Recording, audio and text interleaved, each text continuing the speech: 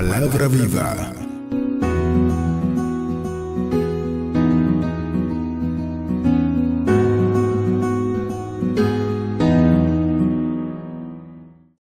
Saludar a los hermanos también que ya están conectados con nosotros, los que están por la televisión, por la radio, por las redes. Son bienvenidos a este tiempo y juntos vamos a procurar ser edificados todos a través de la palabra de Dios. Siempre nosotros somos los primeros, ¿verdad?, que somos edificados. Vamos al libro de Miqueas, capítulo 6 y verso 8. Capítulo 6 y verso 8. Hemos estado en esa misma dimensión, preguntando al Señor sobre qué habíamos de compartir con la iglesia. Pues ha habido un tenor donde desde desde el pastor Carlos hablaba un poquito ahí de la justicia, tanto de los que no hacen las cosas conforme a Dios como de los que las hacen. Y luego también el pastor Juan nos hablaba de principios en la vida de la fe, hablaba de la obediencia, hablaba del servicio, hablaba de ser ejemplo y hablaba un poco de la humildad. Y entonces el domingo el pastor Luis nos decía que bueno es estar en manos del Señor, porque allí el Señor entonces permite que el propósito avance. Pero también veíamos que hay un verso que dice que horrenda cosa es caer en las manos del Señor, pero no es que sea malo, es que ese apartado tiene que ver específicamente con aquello que Dios se le ha revelado, con aquellos que ciertamente ya conocen al Señor y que entonces actúan de manera indiferente al Señor. Y ese horrendo se puede convertir en bendición, porque es que el Señor, así como Jonás, va a completar el propósito. Dios, yo creo que no invierte de balde. Él espera el retorno y por eso elige a lo que ha de elegir. El Señor es el que llama. Aunque todos somos hijos, somos llamados a servir a Dios, pero hay gente que tiene un llamado especial. No todos fueron Jonás, ¿verdad que no? Entonces, en ese sentido, el Señor, es que decimos que estar en las manos del Señor y ya tener una delegación y no honrarla, quizá pudiera ser horrendo. Entonces, en ese tenor, vamos a ver lo que dice Miqueas 6, capítulo 6, verso 8, dice: oh hombre, Él te ha declarado lo que es bueno. ¿Y qué pide Jehová de ti? Solamente hacer justicia y amar misericordia y humillarte ante tu Dios. Y como les decía, habló el pastor Juan un poco de la humildad delante de Dios, por lo que vamos a hablar esta noche de las otras dos peticiones que Dios nos hace, de lo que es hacer justicia y amar misericordia. Fíjense que pareciera que si fuéramos a la gramática no debieran haber esas i, ¿verdad? Porque debiera ser una coma gramaticalmente. Pero sin embargo eso tiene un sentido espiritual. Y es que fíjense que no es que dice hacer misericordia en vez de justicia, sino que dice, como dice aquí, hacer justicia más misericordia y más también humillarse delante de Dios. Y por eso es que tiene sentido la redacción, porque Dios quiere, siempre se explica. A veces uno ve en la palabra de Dios que Dios dice una cosa y la repite de aquí para allá y la repite de allá para acá. Es que Dios no es ambiguo, no da el margen a la duda. De hecho, solamente cuando Dios ve un corazón que no procura de entrada agradarle, es que entonces como que le cierra un poco el cielo. Y en la medida que el corazón se va disponiendo, porque ya Dios ve que quiere inquirir en el Señor, que quiere conocerle, pero es para que su vida sea transformada, para aplicarlo, entonces Dios le abre su gran tesoro, el cielo. Por eso a los discípulos, cuando algunos no entendían las parábolas, les decía: échense ustedes para acá que les voy a explicar, porque ustedes tienen el corazón para servir, para poner en obediencia, pero hay otros que andan solo tratando de tirarme cascaritas para ver si yo rebalo. Y yo, que escudriño los corazones, lo sé. Por eso a veces hablo como para que no entiendan, decía el Señor. Amén. Entonces, dice aquí que es hacer justicia y también hacer misericordia. Pero no confundamos que Jesús, hablando de hacer justicia, ¿verdad?, no confundamos un poquito cuando Jesús dijo que no juzguemos, ¿verdad?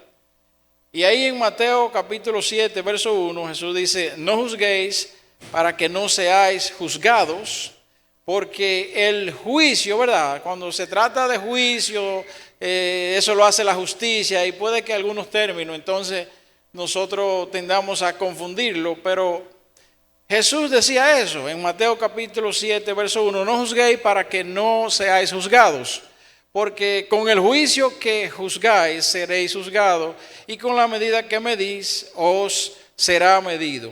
Entonces, no juzgar se refiere a no condenar en juicio. Por ejemplo, esos juicios hipócritas que se hacían, Jesús habló mucho porque esa era algo, una acción que a Jesús realmente les repelía.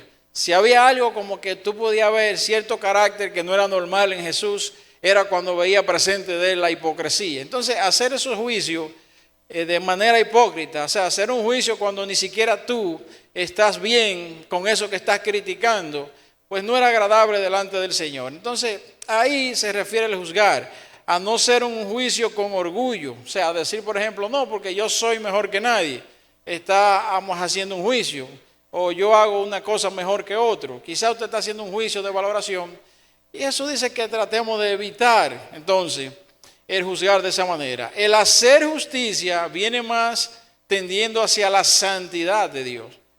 Hacer justicia en términos de actuar con rectitud, de defender lo correcto.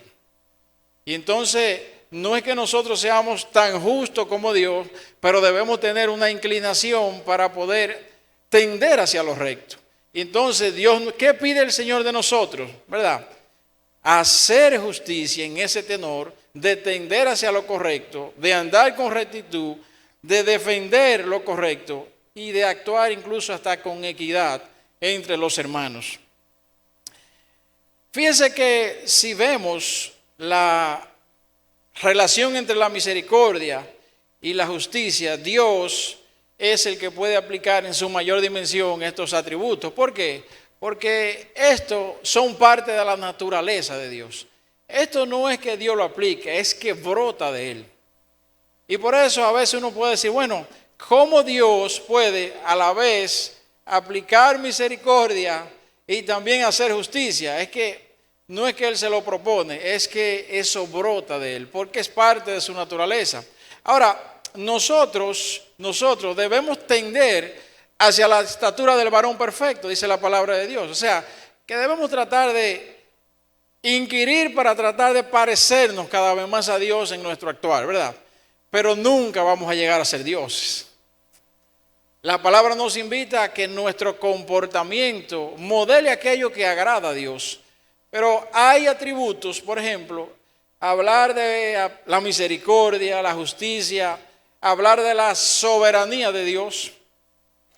Es un atributo que es de lo característico del Señor, de los más yo diría, y qué bueno verlo en su justa dimensión, porque la soberanía solo Dios puede aplicarla, por eso Él es el soberano. Entonces, esas son cosas que solamente el mismo Dios la orquesta. Yo siempre digo que nosotros no podemos actuar deliberadamente planificando algunos actos para después decir que eso fue en la soberanía de Dios. No, porque si es en la soberanía de Dios, es Dios que lo orquesta, no yo. Y por eso el que es soberano es Dios. Entonces hay una serie de principios que nosotros debemos, ¿verdad?, tender hacia parecernos a Dios, pero saber que la justa aplicación de eso solo lo puede lograr Dios. Obrar con misericordia y hacer justicia a la vez es algo que Dios nos manda, ¿verdad? Pero en la dimensión que Dios nos la quiere enseñar. Por eso, fíjense que el Señor, por ejemplo, cuando perdonó a la mujer adúltera, ¿qué estaba el Señor haciendo? Un acto de misericordia con ella. Pero no dejó de ser justo. Porque Él le dijo, o sea, el que esté libre de pecado, que tire la primera piedra. Tuvo misericordia hacia ella. Pero a ella, cuando Él la despidió, ¿cómo Él le dijo? Vete, pero no peques más. Es decir, que el Señor no se confabula con el error, a pesar de que te extiende el perdón ¿Qué es un acto de misericordia? Porque está sustentado en el amor. Fíjese, la misericordia de Dios, viendo alguna de las tantas definiciones que pudiéramos buscar, la misericordia de Dios es el actuar de Dios, quien movido por su amor, es cuando Dios no nos da el castigo que merecemos. Eso es un acto de misericordia. Cuando Dios nos extiende el perdón, cuando realmente no era eso lo que nosotros merecíamos. Por eso, la dádiva del Señor en Jesucristo, ¿qué fue? Fue un acto de misericordia del Señor, pero sustentado en el gran amor con el que Él nos ha amado. Entonces, en cambio, Él nos ofrece el perdón, la restauración de algo que nosotros no merecíamos. Y esa sería una de las tantas definiciones de misericordia. La justicia de Dios es el actuar de Dios conforme a su santidad, por el cual da a cada uno lo que corresponde. Y no quiere decir que aplicar la justicia es solamente que voy a hacer algo malo. De hecho, todo lo que es justo no puede ser malo. Por eso dice, juzgando el bien y juzgando el mal también. ¿Para qué? Para lo que esté incorrecto, venga a lo recto. Y juzgar el bien para aplaudir que debemos seguir en esa dimensión que Dios manifiesta que está agradado con ella. Entonces, la base de la justicia, fíjese que es la santidad. Y por eso Dios nos llama a que amemos la justicia, a hacer justicia, a actuar de acuerdo a lo recto, a querer nosotros santificarnos cada día de manera tal que cada día más nuestras acciones vayan tendiendo a agradar más a Dios. Nosotros sabemos que venimos a la vida del Señor, pero el proceso de santificación es diario. Cada día nosotros tenemos que pedirle al Señor que Él nos santifique con su palabra, porque lo necesitamos. Y por eso pedimos un perdón para salvación, pero hay un perdón diario, porque por nuestra humanidad, decíamos, debemos cada día querer parecernos a Dios, pero no vamos a llegar a ser como Dios. Él es el único puro, Él es el único santo, Él es el que no puede errar de ninguna manera. Por eso nosotros debemos estar conscientes de que cada día necesitamos pedirle a Dios por esa santidad. Y eso es que Dios nos llama a que amemos hacer esa justicia, querer hacer lo recto, querer andar conforme a lo que agrada a Dios. Por eso, visto desde ese punto de vista, la justicia, la base de ella es la santidad. La base de la misericordia, ¿cuál es? El amor. Por eso, como Dios nos ama de una manera tal que no podemos entenderla, de tal manera amó Dios al mundo, que un acto de misericordia sublime dio lo más preciado a su Hijo, porque era la única forma de que nosotros pudiéramos tener otra vez contentamiento y restablecer nuestra relación con Él. Dios no elige actuar con una o con la otra. O sea, ahora le aplico la misericordia y ahora le aplico la justicia. No, ambas brotan de Él porque esa es su naturaleza. Son parte de la esencia de Dios. No es que ellas compiten entre ellas, sino que ambas son parte de la naturaleza de Dios. Vamos brevemente al libro de la epístola a los romanos del apóstol Pablo, en el capítulo 12, y vamos a ver la exhortación que el apóstol daba a los romanos y que en esta noche el Señor pues nos la recuerda a nosotros. La palabra de Dios siempre edifica, siempre es buena, y todo lo que se escribió, ¿para qué se escribió? Para nuestra enseñanza. Entonces, en el libro de Romanos, capítulo 12, si alguno está buscando en la Biblia, yo lo espero, ¿verdad? Porque esa es la idea. ¿Ya usted llegó? Amén. Entonces dice así, en el 14, entonces se rueda un poquito, y dice Romanos 12, verso 14, bendecí a los que os persiguen, bendecí y no maldigáis, gozaos con los que se gozan, llorad con los que lloran. Unánimes entre vosotros, no altivos, sino asociándoos con los humildes. No seáis sabios en vuestra propia opinión. No paguéis a nadie mal por mal. Procurad lo bueno delante de todos los hombres. Fíjense que el obrar conforme a la misericordia, conforme a la justicia que Dios nos manda, a veces se nos dificulta. Dios hace ahí un aclarando a través de la revelación que le da el apóstol, que dice: no paguéis mal por mal. Aunque sabe usted que eso es de humano, ¿verdad? Si una gente que le hacen un mal responde con otro mal, no debiera, no es que está bien, pero está respondiendo de la misma manera. Eso es igual que cuando a usted le hacen un bien, usted tiende a responder con un bien. Y el lunes en el discipulado hablamos un poco de la gratitud y del dar y de la limosna, y no pensábamos que el tema era tan amplio. Pero porque de repente una de las cosas que más se dificulta es desprenderse de algo. Y decíamos que tanto es eso así, que a veces regalamos algo y nosotros en una formación cultural que tenemos, que si yo le regalo una cadena al pastor Luis, fue que decíamos el ejemplo, yo quiero que él se la ponga para yo verlo. Y yo quiero ver que él le dio valor. Y a veces hay una intención en lo más profundo de que yo quiero controlar lo que yo le di todavía. Oiga, pero si él quiere vender su cadena porque necesita dinero. Si yo me entero que la vendió, eso es, mire, eso es terrible. ¿Cómo? Pues no la valoró, pero ya yo le di eso es de él. Pero fíjense que es tan difícil desprenderse de algo que desde aquí yo quiero controlar lo que yo le regalé. Y es una buena intención de yo verlo y de yo ver que él le ha dado valor, pero hay que ver el espíritu. Entonces, así respondemos. Cuando nosotros nos hacen un bien y pagamos con un mal, ahí es al revés, ahí eso es diabólico totalmente.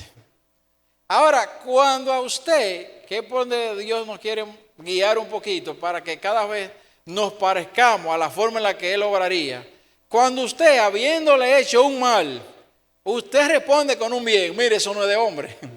Eso usted tiene que decir que fue Dios que lo movió. Lo movió a misericordia, a extenderle el perdón por amor, no a ese, sino por amor a Dios. Por eso cuando nos aferramos de esa premisa espiritual divina que dice hacerlo todo como si fuera para Dios. Mira, yo voy a perdonar a ese, pero lo voy a hacer por amor a mi Dios. Y después vemos en el transcurrir de nuestra vida cómo Dios va haciendo que ese tipo de cosas, así como dice que no es que Dios se pone de acuerdo, ni que la va a aplicar, es que brotan de Él, comienzan a fluir de manera natural. Eso quiere decir que ya el Espíritu Santo ha estado haciendo una obra en nosotros. Y como Él está dentro de nosotros, brotan esas expresiones que son el fruto del Espíritu. Y entonces ya no es que lo hacemos así, ya es bueno, lo hacemos como por amor a Dios. Pero ¿qué tal cuando ya tú lo sientes? Como tú dices, como lo haría el Señor. Entonces, dice el verso 18, si es posible, en cuanto dependa de vosotros, estad en paz con todos los hombres. No os venguéis vosotros mismos, amados míos, sino dejad lugar a la ira de Dios, porque escrito está, mía es la venganza, yo pagaré, dice el Señor. Y comentaba el siervo Carlos el domingo antes del pasado un poco sobre eso, porque precisamente hablaba de situaciones que a veces llevan a uno a querer tomar la justicia por nuestras manos. Fíjense la línea fina que hay aquí. Dios nos manda a amar la justicia, ¿verdad que sí? Pero ¿podrá usted aplicar la justicia? Porque solamente Dios es el justo. Como Él no se equivoca, como Él tiene el whole picture, diría el pastor Rafi, o sea, el cuadro completo, todo el escenario, a Él no se le escapa nada, como nosotros que tenemos limitaciones. Entonces, el Señor dice, mira, ama la justicia, debe estar en tu corazón una inclinación hacia querer hacer lo recto, lo bueno, lo santo delante de Dios, pero no estamos los humanos en capacidad de aplicar esa justicia, de vivirla así, en el término de querer tender hacia lo recto, repito, pero quizás yo decidir lo que le toca al otro, porque él se portó de tal o cual manera. El Señor aquí dice, déjame esa venganza a mí. Así que si tu amigo tuviere hambre, dale de comer, si tuviere sed, dale de beber, Pues si tu enemigo, ¿qué dice? Oiga eso. Pues haciendo esto, ascuas de fuego amontonará sobre sus cabezas. No seas vencido de lo malo, sino vence con el bien el mal. Y por eso dicen a veces la bofetada más grande, pero hasta el término hay que cambiarlo, porque no es que si yo hago un acto de bondad para contrarrestar un acto de maldad y yo ver que eso confrontó al hermano, eso debiera ser lo que causó en mí la alegría, sino ver que él pueda ver a Cristo a través de mí. Y él pueda decir, wow, por esa persona es cristiana. Yo quisiera ser así, yo quisiera hacer eso. No que yo me goce por esa bofetada espiritual que yo le he dado. No sé si me puedo llegar a dar a entender, porque es como gozarse porque Él ha podido ver a Dios a través de nosotros. No porque Dios le dio su merecido. Amén. Miren, aquí voy entonces a leer una historia que tiene que ver con esto. Dice el Señor, mía es la venganza, yo pagaré, déjenme eso a mí. Entonces, en el libro de Génesis, capítulo 34, hay una historia que la vamos a leer así, los versos, y luego la comentamos brevemente, para ver qué pasó ahí y si Dios estuvo de acuerdo con esto. Y hablamos de uno de los hijos de Jacob, o mejor dicho, la hija de Jacob. Ahí también están involucrados los hijos de Jacob. ¿Saben ustedes que Jacob tuvo cuántos hijos? 12 hijos y una hija. Es decir, que él tuvo 13. Entonces, dice precisamente en el verso 1 del Génesis 34, salió Dina, como se llamaba, la hija de Lea, que era una de las 2 esposas, ¿verdad?, de Jacob. Y ella nació de Lea, la cual ésta había dado a luz, o sea, Lea, a Jacob, a ver a las hijas del país. Es decir, esta joven hija de Jacob, que era hija de Lea y que le había dado a luz a Jacob como su padre, había salido a ver las hijas del país. ¿De qué país estaban hablando? Lo que pasa es que ya ahí en ese capítulo 34, Jacob estaba haciendo una parada que según se ve en el contexto, no era algo que el mismo Dios le había dicho. Él salió de la casa después de haber pasado 20 años, recuerdan ustedes la historia de Jacob allá en la casa de su tío Labán, ¿verdad?, donde pasó una serie de situaciones, 7 años de un contrato laboral por la hija Raquel, 7 más para que se la entregaran, y después para poder salir con algunos de los recursos que él mismo le había logrado multiplicar a su tío, que no quería dejarlo ir, entonces tuvo que durar 6 años más. Y se tiró allá, ¿cuánto? 20 años. Entonces, ya sí por fin pudo salir. Y entonces, cuando salió de allá, de Parán, donde vivía su tío, hizo una parada en un lugar que se llamaba Siquén. De hecho, ese recorrido, comentábamos esta mañana en la radio, ese recorrido tuvo una connotación espiritual que Dios les reveló a Jacob. Porque como ellos vivían bajo otra cultura, habían crecido bajo otra cultura, ellos adoraban a otros dioses y tenían muchos dioses de madera. Y cuando Jacob se fue con sus 2 esposas, había un niño que no había nacido, que iba todavía en el vientre y nació en el camino. Y tenía entonces sus 11 hijos y la otra hija y el otro que iba a nacer. Pero mucha gente que fue con él llevó sus ídolos escondidos. Y Jacob no lo sabía. Ciertamente en esa ocasión, cuando ese tío, padre de las jóvenes, le cae de atrás porque le habían llevado los dioses y le pregunta que si se habían llevado sus dioses, Jacob respondió sinceramente en esa ocasión porque él no lo sabía. Y por eso le hizo hasta una profecía ahí sobre el que le fuera encontrado esos dioses. Pero lo grande es que ahí Dios le dice, Jacob, vete a Betel, aquel lugar donde yo te hablaba, donde yo tenía por norma hablarte. Una vez yo te hablé ahí, yo te voy a volver a hablar. Y le dijo eso porque él hizo aquí una parada como que no estaba en el diseño de Dios. Y por eso pasó lo que pasó en esta historia. Entonces, lo impresionante de eso que está atrás, que le comentaba, que conversábamos en la radio esta mañana, es que cuando Jacob se va, Dios le dice, despójate de todos los ídolos, despójate de todos esos dioses y vete a Betel. Y a veces nos pasa a nosotros, porque hoy nuestros ídolos no son esos de madera, quizá ya hemos avanzado tanto que ya hemos progresado en el sentido de los cuadros, cosas de madera, pero ahora nuestros ídolos a veces son más sutiles, porque ¿qué es un ídolo? Todo aquello que ocupa el lugar de adoración, lo que constituye el centro, lo que es tu prioridad, se ha convertido en tu ídolo. Llámese como se llame, eso que para ti es más preciado y que ahora hasta ocupa el lugar de Dios, se convierte en un ídolo. Y de ahí viene la idolatría. Ido, que es ídolo, y latría, adoración. Entonces eso es lo que yo adoro. Y cualquier cosa que ya entonces compite con el Señor en tu vida, pasa a ser eso. Por eso, fíjese que Él le dice, vete al lugar donde yo te puse. Vuelve allá, que allá es que yo te voy a hablar. Y si alguno en esta noche, por alguna razón, se ha alejado, ha estado retirado, el Señor nos dice cada día eso. Vuelve al lugar donde yo tengo por norma hablar contigo. Pero antes, quita el impedimento que hay entre nosotros. Aquello que ocupa el lugar que a mí me corresponde. Quita esos ídolos que pueden tener hoy día muchísimas connotaciones.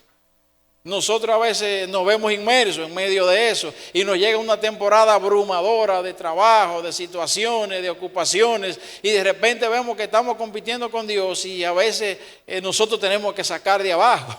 Y por eso usted ve que aunque pasemos una jornada durísima, hacemos lo imposible por si hay un servicio estar aquí. Porque usted pudiera decir, estamos cansados, pero es que esos son problemas míos. No son problemas entre Dios y yo. Yo tengo que resolver eso y pedirle a Dios. Y cuando Dios ve un corazón dispuesto, Él se provee. Y comienzan las cosas a fluir y a liberarse las cosas. Pero siempre Dios va a permitir situaciones en las que debemos decidir. Entonces, si esas cosas van tomando fuerza, se van convirtiendo precisamente en esos ídolos que no nos permiten. Entonces, aquí hubo una parada después de eso que antecedía. Y dice que Dina salió por ese país. Y en el verso 2 dice, y la vio Siquén, hijo de Amor, Heveo.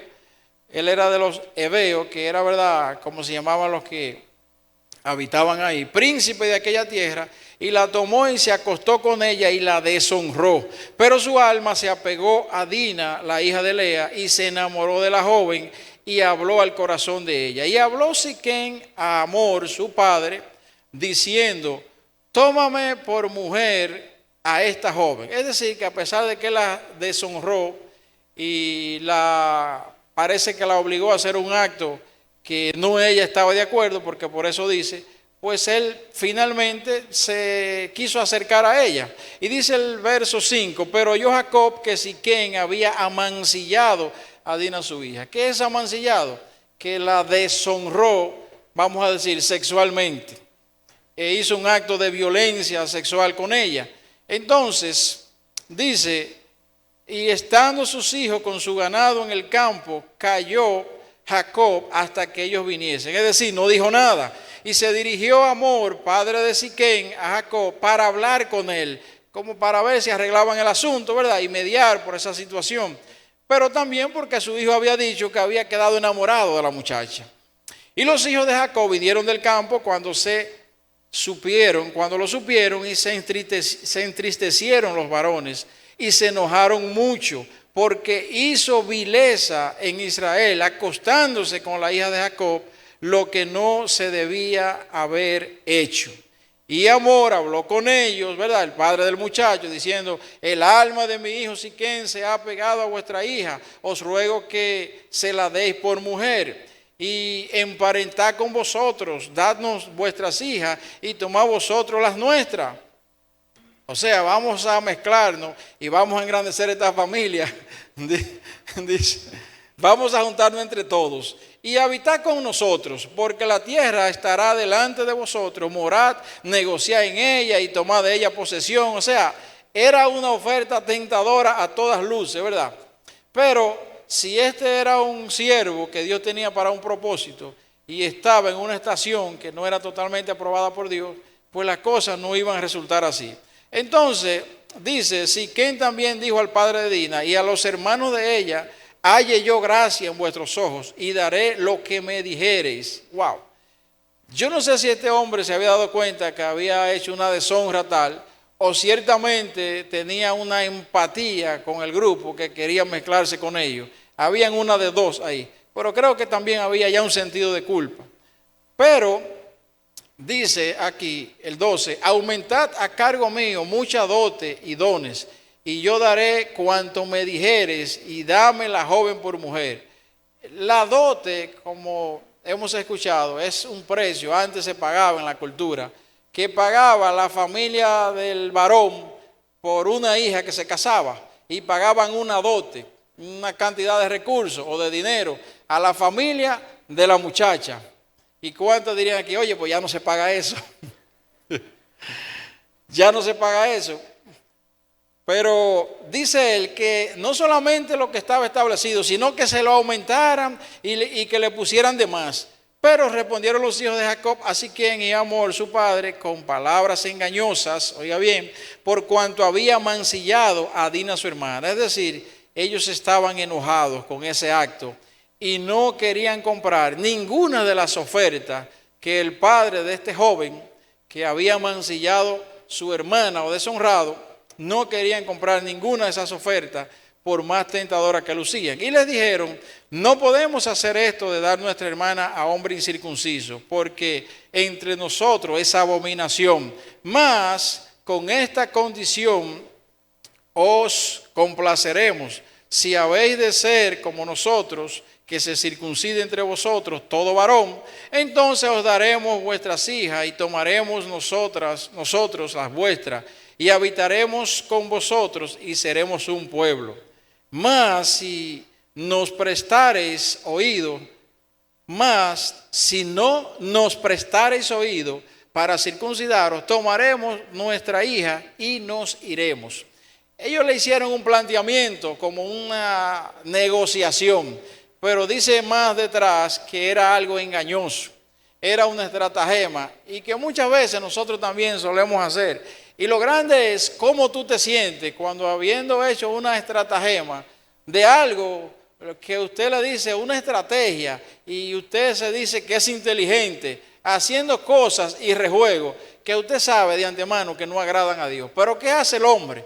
Que cuando ve que logró su cometido, se siente fuerte, se siente que lo logró. Y eso pasa, mis hermanos, en la vida social, en los ambientes laborales, a veces hasta en la familia. Y yo no sé si nosotros podemos llegar a la dimensión. Yo siempre comento esto con el pastor Carlos. Digo, Carlos, nosotros a veces somos tontos e incluso menospreciamos a cualquier siervo de Dios. Porque la Biblia dice que el Espíritu Santo discierne todas las cosas, mas Él no es discernido de nadie. Es decir, que si el pastor Luis tiene el Espíritu Santo dentro y yo estoy tratando de hacer un rejuego con Él, incluso hasta en la vida de la fe, y yo creo que me la estoy comiendo, yo estoy menospreciando la vida del Espíritu Santo en él, porque el Espíritu Santo puede darle discernimiento a él, puede no, ha de dárselo, aunque él no diga nada, porque el Espíritu Santo cuántas cosas nos muestra, y no es para que uno haga nada, sino hasta para que uno vea, y el otro cree que se la comió, y que te envolvió en su rejuego, y que se salió con la de él, pero muchísimas cosas. ¿Por qué? Entonces, yo diría que nosotros, entendido de ese principio, debemos tener mucho cuidado con cualquier hermanito, porque si ya el Espíritu Santo está en él, y el Espíritu Santo nos guarda de todo engaño, de que alguien que quiera ser más sabio que tú te haga mal, debemos saber que él puede tener el discernimiento de eso. Lo que pasa que no es para que nosotros a veces hagamos nada que el Espíritu te muestra. Y siguen las cosas, y usted cree que se la comió y fue todo un engaño. Estos jóvenes idearon este plan y dice el 18, y parecieron bien sus palabras a Hamor y a Siquem, hijo de Hamor, y no tardó el joven en hacer aquello, porque la hija de Jacob le había agradado y él era el más distinguido de toda la casa de su padre. Entonces Hamor y Siquem, su hijo, vinieron a la puerta de su ciudad y hablaron a los varones de su ciudad, diciendo, estos varones son pacíficos con nosotros y habitarán en el país y sacrificarán en él, pues he aquí la tierra es bastante ancha para ellos, nosotros tomaremos sus hijas por mujeres y le daremos las nuestras. Mas con esta condición consentirán estos hombres en habitar en nosotros, para que seamos un pueblo. Oiga bien, iban a ser todos uno. Que se circuncide todo varón entre nosotros, así como ellos son circuncidados. Tengo que leerlo entero porque lo que conecta con la palabra está debajo. Y si cojo la historia así por allá al final, entonces no podíamos entender el contexto de qué fue lo que pasó. Pero luego, si usted quiere leerla al pasito, de qué fue lo que pasó en este estratagema, este engaño, esta violación que hubo, este trato de oferta entre dos familias que querían ser uno, entonces usted se detiene un poquito y lo lee más al paso. Dice entonces, su ganado, 23, sus bienes y todas sus bestias serán nuestros, solamente convengamos con ellos y habitarán con nosotros. Y obedecieron a Hamor y a Siquem su hijo, todo lo que le salían por la puerta de la ciudad, y circuncidaron a todo varón, que era el plan de ellos, a cuantos salían por la puerta de la ciudad. Pero sucedió que al tercer día, cuando sentían ellos el mayor dolor, dos de los hijos de Jacob, que eran los que tenían la idea, en cierto sentido maquiavélica, pudiera decirse, Simeón y Leví, hermanos de Dina, tomaron cada uno su espada y vinieron contra la ciudad que estaba desprevenida y mataron a todo varón. Oigan lo que hicieron. Le vendieron ese plan que para poder mezclar con esta raza, ¿verdad? Ellos tenían una creencia que había que ser circuncidado.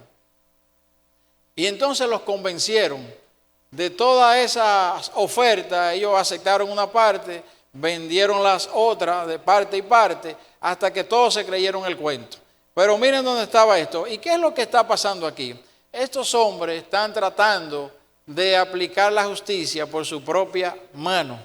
Y el Señor nos viene diciendo que amemos la justicia, amemos lo recto, amemos lo correcto, queramos cada día santificarnos más, pero debemos tener presente que no está en nuestras manos ni el vengarnos de nadie, ni el querer aplicar la justicia, porque eso está reservado para el Señor. Y entonces dice el 27, y los hijos de Jacob vinieron a los muertos y saquearon la ciudad, y por cuanto habían amancillado a su hermano. O sea, esa era la razón. Tomaron sus ovejas, sus vacas, sus asnos y lo que había en la ciudad y en el campo y todos sus bienes, llevaron cautivo a todos sus niños, sus mujeres, y robaron todo lo que había en la casa. Entonces dijo Jacob a Simeón y a Leví: me habéis turbado con hacerme abominable a los moradores de esta tierra, el cananeo, el fereceo, y teniendo yo pocos hombres, se juntarán contra mí y me atacarán y seré destruido, yo y mi casa. Pero ellos respondieron: ¿había él de tratar a nuestra hermana como una ramera? Era como que yo decía, entonces papá, tú entendías que él debía hacer eso. Pero la idea es verdad, es un acto, la reacción de ellos, ¿cuál fue? Pagaron un mal con otro mal. Es un acto humano. Uno no sabe cómo respondería si usted fuera partícipe de una historia similar, de que a un familiar suyo, un hermano o alguien más cercano le pasara algo así. Si usted lo sabe en su momento, usted no sabe cómo usted reaccionaría. Entonces, así mismo, por eso dice el Señor, no juzguéis. Oiga bien lo que decía Jesús, que es un poquito diferente a hacer justicia. Y ahí está, no juzguéis, no decir, no nosotros aplicar un juicio a los demás, sabiendo que ni nosotros mismos, por eso habla de hipocresía el Señor, porque ni nosotros mismos pudiéramos hacer algo así, pero es más fácil uno juzgar a los demás. Entonces, mis hermanos, ¿qué pasó aquí? Que estos hombres tomaron la justicia en sus propias manos. ¿Y qué fue lo que dijo el Señor aquí en el verso anterior? Él decía que de Él es la justicia, que se la dejemos a Él, mía es la venganza, yo pagaré.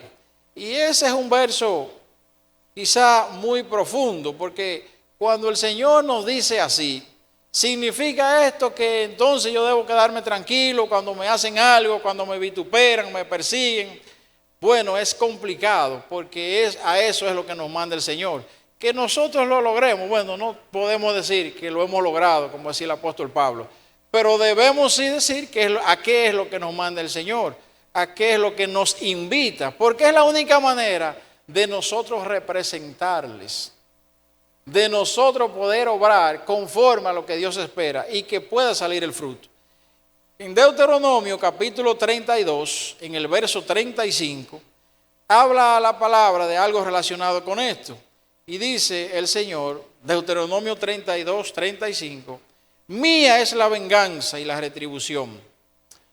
A su tiempo su pie resbalará, porque el día de su aflicción está cercano, y lo que le está preparado se apresura. No es que el Señor está promoviendo aquí la venganza, sino que Él la está quitando de nuestras manos. Él dice, yo sé cómo hacerlo. ¿Sabe qué es lo que dice el Señor en ese verso? Mía es la venganza, yo pagaré. Es decir, cuando a nosotros nos hacen algún tipo de acción, que sabemos incluso que ni tuvimos la culpa, y que el otro lo hizo hasta sin yo hacerle nada, aún así el Señor dice, oye, mía es la venganza, lo que Él te hizo a ti, aquel perjuicio, aquel daño que Él te hizo, yo lo voy a pagar por Él. Déjamelo a mí. El problema tuyo fue lo que te quitaron, lo que te hicieron. Yo te voy a restituir eso. Yo voy a pagar por mi hijo, dice el Señor. Y aquí usted puede llegar a ver lo que es la dimensión sublime de la misericordia de Dios. Un malvado, un vil, que a nuestro juicio si nos ponen a juzgarlo y que sabemos que nos hizo daño, que no hay forma alguna de decir que en Él está lo justo, lo noble, lo de buen nombre, lo digno de adoración. No hay nada en esa persona. Pero ahí usted puede entender la dimensión de la misericordia de Dios. Que a ese malvado Él le dice, oye, lo que Él te hizo, déjamelo a mí, yo pago por él, ese es mi hijo. Mía es la venganza, yo pagaré lo que Él te hizo a ti. Por ende, déjame la venganza a mí. ¿Por qué el Señor lo hace? Primero dice, mira, es que tú no estás en capacidad de hacer justicia. Tú lo que vas a cometer es otro error. Y error más error da más error. Yo te estoy protegiendo a ti de que tú vayas a dañarlo más tratando de aplicar la justicia. Porque no está en nosotros el poder hacerlo. Entonces, yo te estoy evitando a ti eso. Y yo sí, porque yo no voy a confabular con lo malo que él hizo. Dios va a tener un trato con esa persona, pero Dios es el que sabe hacerlo. Es lo que nos dice el Señor. Mía es la justicia, yo voy a pagar lo tuyo, yo me encargo de él, déjamelo a mí, dice el Señor. Entonces, por eso, aquí dice, Dios no se equivoca, Él no actúa por impulso, Él no es injusto. Por eso, ¿quién más que Él puede aplicar la justicia? De hecho, no lo aplica, de Él brota el acto de justicia. Porque Él es justo. Esa es parte de su esencia, de su característica.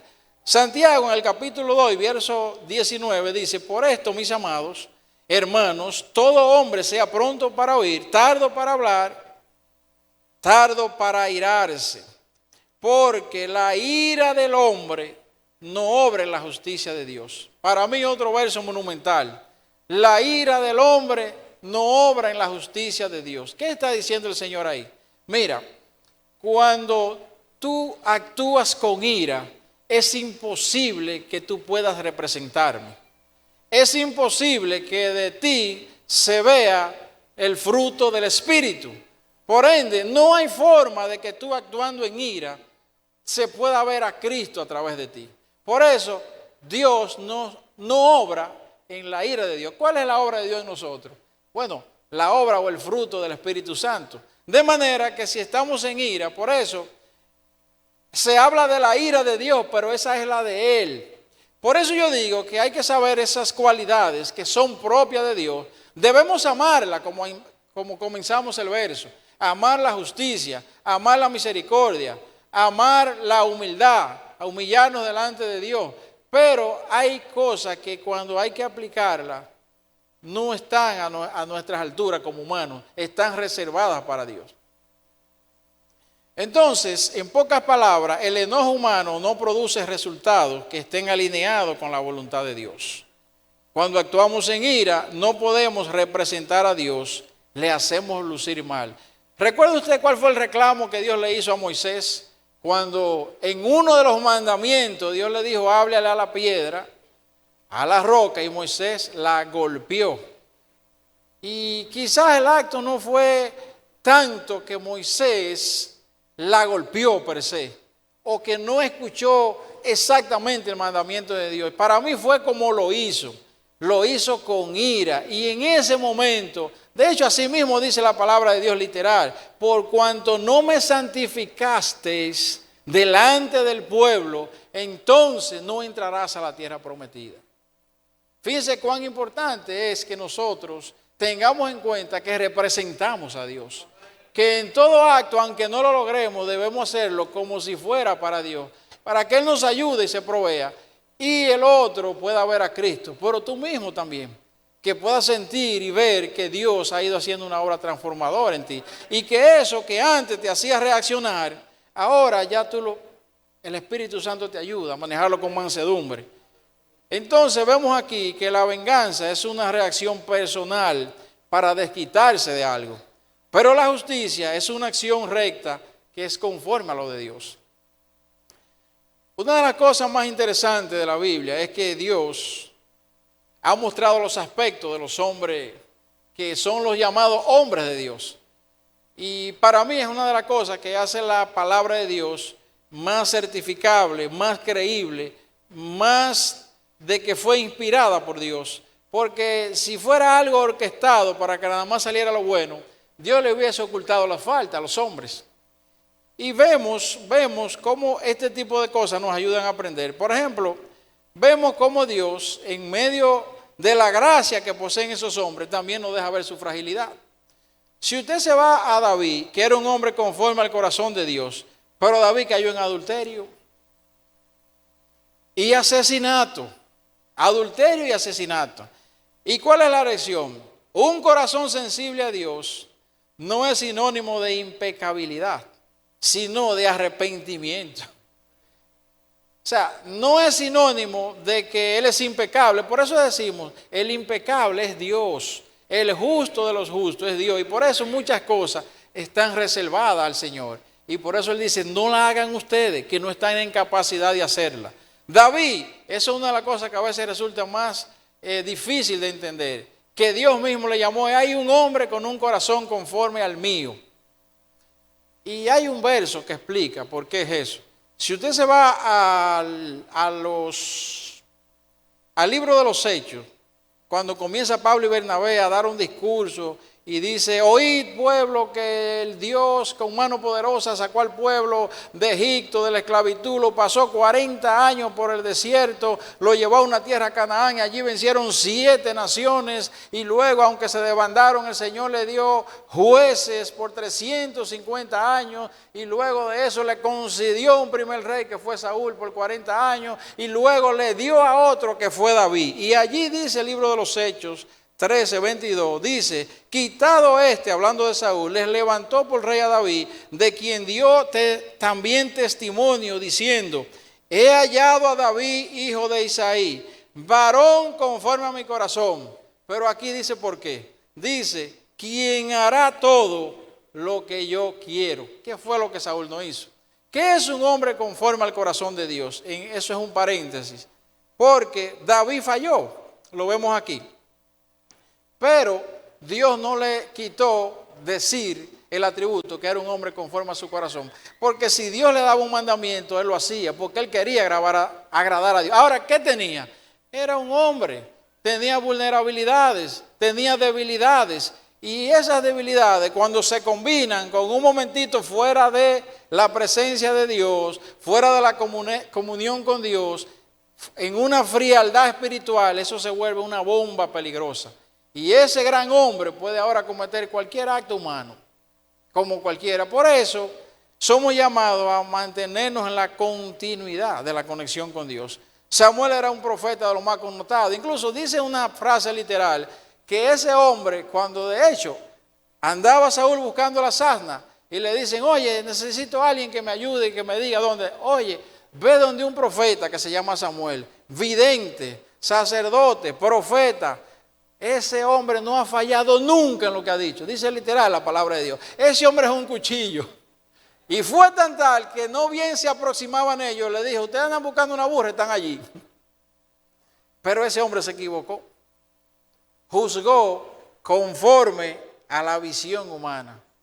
Juzgó conforme no al corazón de Dios. Entonces, muestra a Dios que aún los grandes líderes espirituales pueden equivocarse en su discernimiento humano.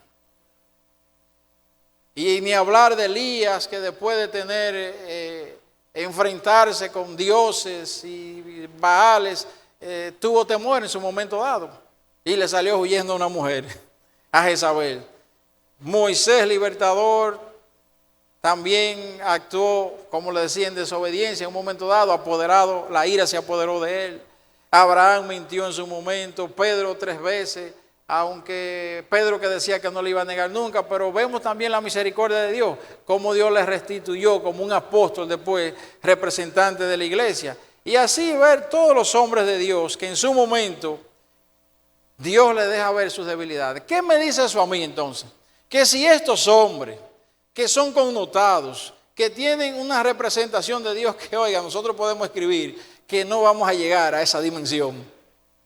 Aunque el Señor ha dicho que en su nombre haríamos cosas mayores y no podemos negar la palabra de Dios. Pero ahí hay hombres, señores, que hay que cargarle el sombrero, como dicen, que hay que quitarse el sombrero, cargarle la mochila. Porque la dimensión, eran hombres que vivían, solamente por nosotros saber que eran hombres que su vida estaba consagrada al servicio a Dios y que nosotros es un poquito de Dios y después el resto de la vida, ya sabemos que no vamos a llegar a esa dimensión. Pero si estos tenían debilidades y sabían que en un momento erraron como Dios lo mostró, entonces, ¿qué nos dice eso a nosotros? Que debemos respetar esto que Dios nos ha dicho.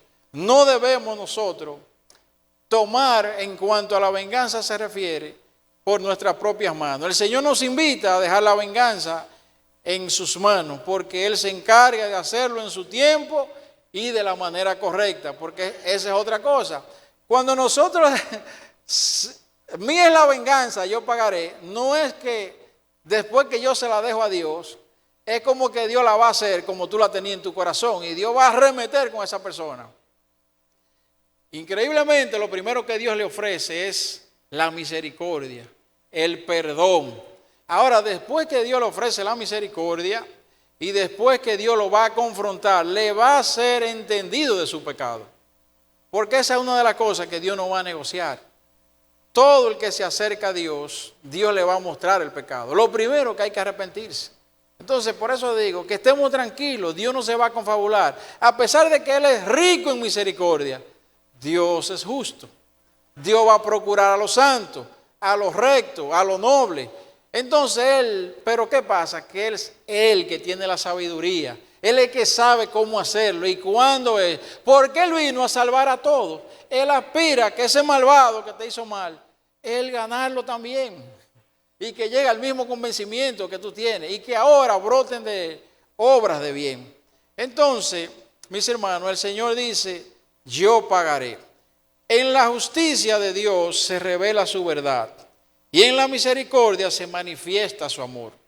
Ambas no se contradicen, sino que juntas nos redimen. Amén. Dice otra expresión, Dios en su justicia reconoce lo que merecemos, pero en su misericordia decide darnos lo que no merecemos. A eso se llama gracia de Dios. Y lo vemos, la mayor expresión en Jesucristo nuestro Señor. Y finalmente, para invitar al pastor Rafi que nos despida y nos bendiga en esta noche, la justicia de Dios establece el orden perfecto, pero en su misericordia es la que nos permite permanecer en Él sin ser consumido. Y decía el pastor cuando subió ahorita, por su misericordia no hemos sido nosotros consumidos. Amén, mis hermanos. Damos gloria a Dios porque nos permite compartir en esta noche sobre dos cosas que no son más que atributos de Dios. Una vez en uno de los discipulados el pastor trató eso y trató docenas y docenas de los nombres de Dios, pero de los atributos de Dios. Y fue algo impresionante. Así que eso apenas son dos. Dios les bendiga, mis hermanos, Dios les guarde. Dios les siga edificando en el nombre de Jesús. Centro Cristiano El Buen Samaritano. Síguenos por radio, televisión y a través de las redes sociales.